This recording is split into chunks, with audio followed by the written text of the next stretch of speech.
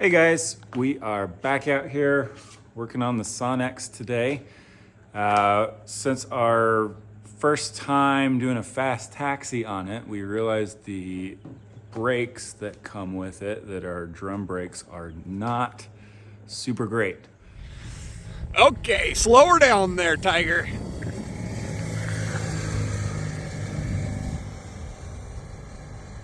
So we decided to upgrade to the hydraulic brakes from AeroConversions. I think this is just kind of a subset company of Sonex. But I have been working on installing these, so I decided to make a video to show you guys kind of my progress, maybe some helpful tips that I've figured out along the way, because honestly, the instructions are pretty terrible. So let's kind of figure this out together. This is just kind of what I've come up with for the master cylinder, and then we'll move on to installing the actual brakes on the wheels themselves. So let's get to it.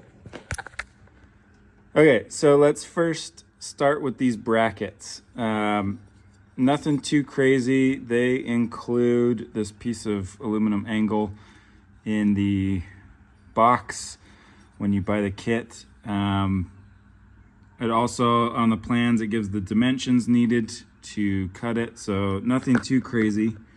But it's kind of a pain, so I decided to start on this one, because you can see we are using the rivet holes that are right on the side here. So it is these 4 rivets that we're basically going to drill up to an AN3 sized bolt.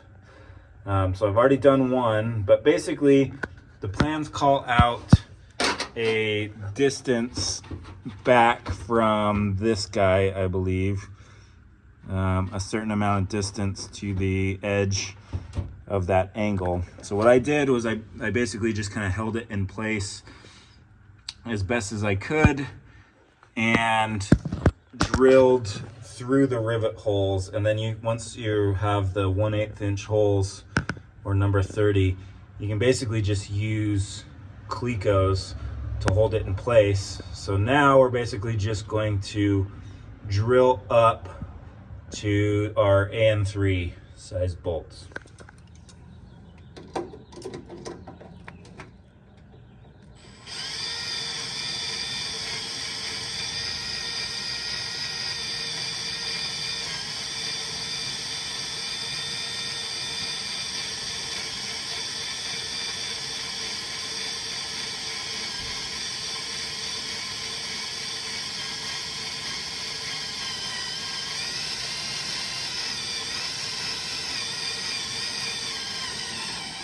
All right, so after match drilling both sides of this along the master cylinder, you can drill through and put your bolts in. I have it just Clecoed on this side right now, but let's go ahead and finish installing that with some rivets.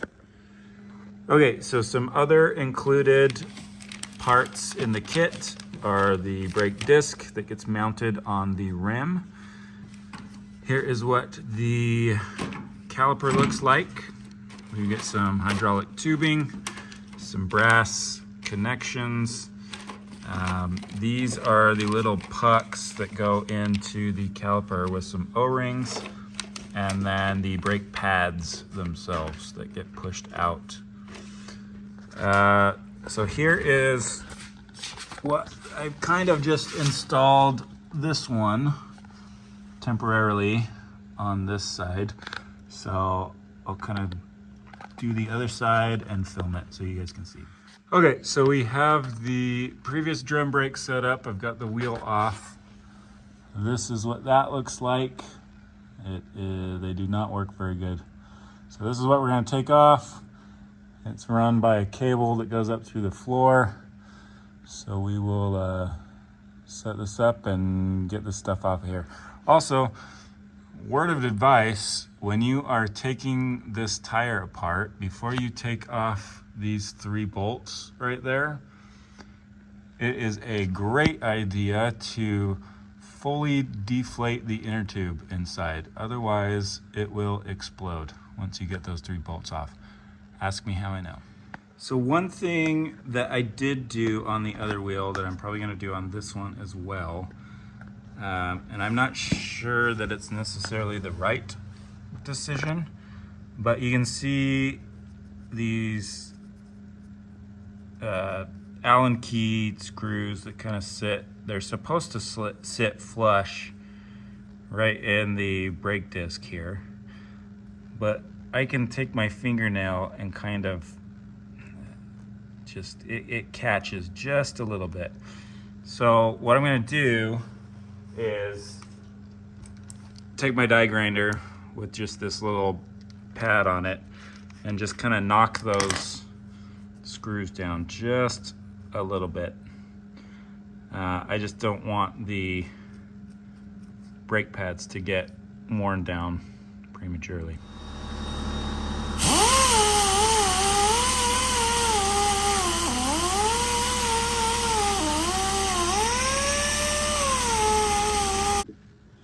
All right, so we got the main brake portion off. All that's left is this little press fit piece. So it's held on by two bolts, and it kind of clamps down the main brake assembly there. It is very tight. So I think what I used on the other one is just this automotive trim pry tool. So I'm gonna see if I can't kind of get it in here behind a little bit and just kind of work it off. And I think what I end up doing on this one is I'm gonna try a little bit of heat. We'll see if that expands it just a little bit.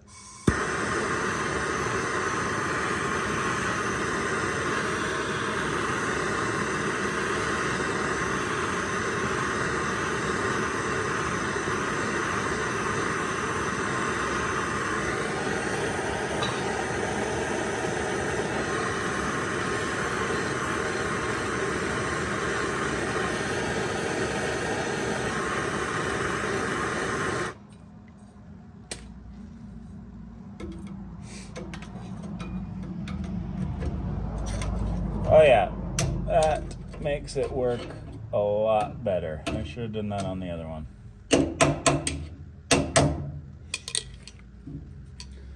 That is way easier. Definitely use heat. Okay, so we have these little cylinders and an O-ring that we're just gonna put around like this, and then they go inside the brake caliper, just like this. I decided not to use any kind of grease or oil. I didn't know if it would react with the brake fluid or not. So I decided to just kind of press them in slowly with a C-clamp. Maybe that is the wrong decision. I don't know. We will find out.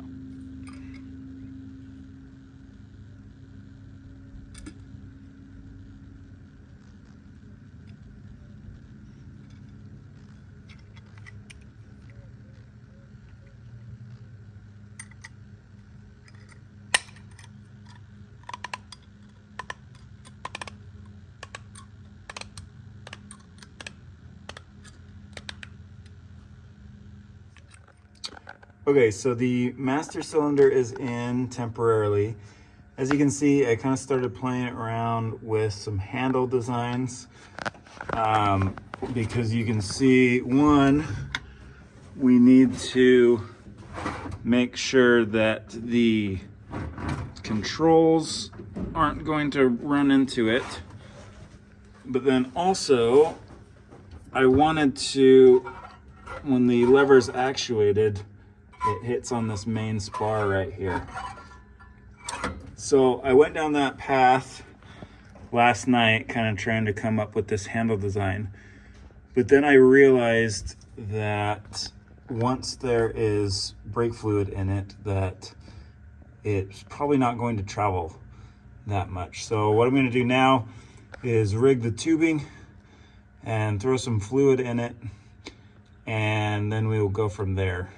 Okay, so we have picked up some brake fluid. You'll notice it calls for .5 brake fluid, not .3, not .5.1. So .5, as I understand it, has a higher boiling point. It also includes silicone, so this stuff might be a little messy and slippery. But I think this is, I don't know much about brake fluid, but I think this is mostly for like high performance applications. Typically, I think it's found in like motorcycles. Okay, so bleeding brakes is usually a two-person job, and I've got Bodie here helping me today. So we have added a little bit of brake fluid to the master cylinder, and then what I'm gonna have him do is I'm gonna go underneath and open this bleeder valve right here. And then once he actuates that handle, once that's open, he's going to hold it all the way back, and then I'm going to close that valve, and then he can release it. And what we're trying to do is get all of the air out of these lines. Air is a big no-no for hydraulic systems, especially brakes. Okay, pull back the handle and hold it. Okay. Like this? Hold it right there.